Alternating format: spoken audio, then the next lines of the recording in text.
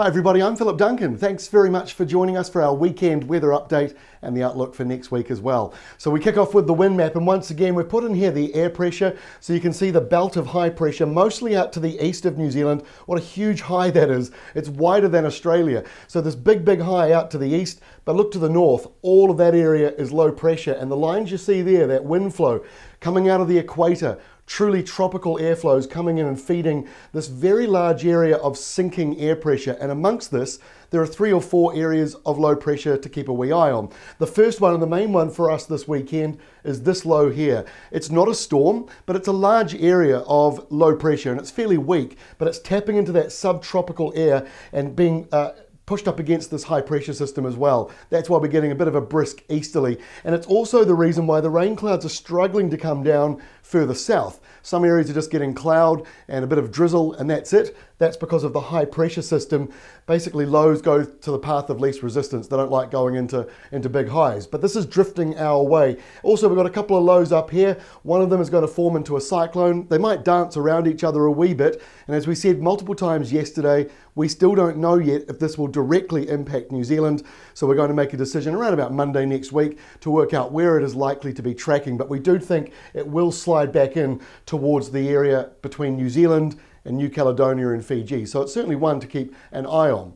All right, let's get back to New Zealand for now though, because all eyes this weekend are on this low just to our north. So this is it here, down near Norfolk Island as you get into about lunchtime Saturday. And with it, the rain bands come down, but it is a very tricky forecast to perfectly lock in. We could easily just say it's going to rain with heavy falls across the whole upper North Island, but it's not as simple as that. The area with rain is actually, the heaviest falls is actually lying just west of Northland and Auckland. It will brush those areas though, but as you can also see, there's a fine line between the downpours and dry weather with those humid nor'easters. They get more humid as the weekend goes through, and the warmth will lift up a little bit too as the winds shift more out of the subtropics. So there'll be areas of rain that push down further and further, should reach the lower North Island by the end of the day, and most of the South Island does stay dry, but there could be just a few showers or drizzle patches here and there. Then we get to Sunday, and this is the truly wet day for the upper North Island as the main part of the subtropical airflow comes through.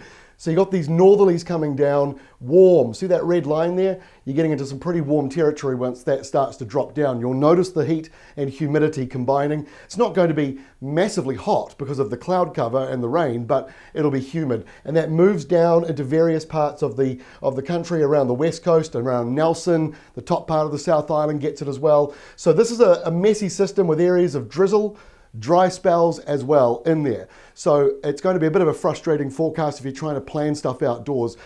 So hopefully the weather forecast can help fine tune that a bit more for you. But when it's a setup like this, our mountains and ranges get in the way and it breaks the rain clouds up. It makes heavier downpours for some and light drizzly patches for others. So that's what we're seeing with this very messy setup because the low is weak.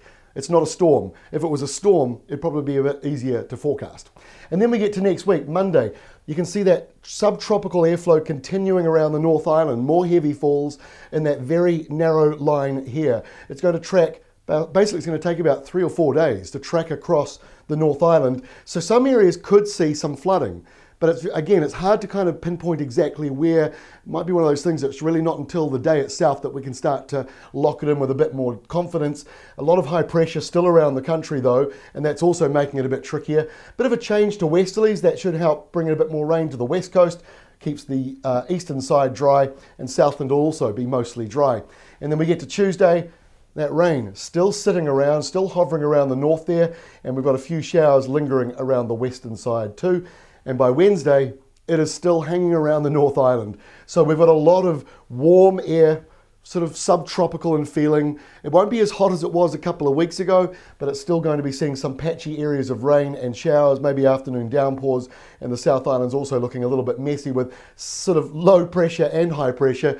It's a bit fickle next week. So that is all for now. Like I say, all eyes this weekend are on the big downpours coming in for some northern areas of both islands, especially the North Island. So we'll keep you posted across weatherwatch.co.nz over the weekend.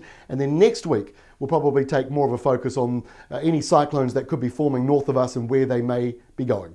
That's all from me. Have a great weekend.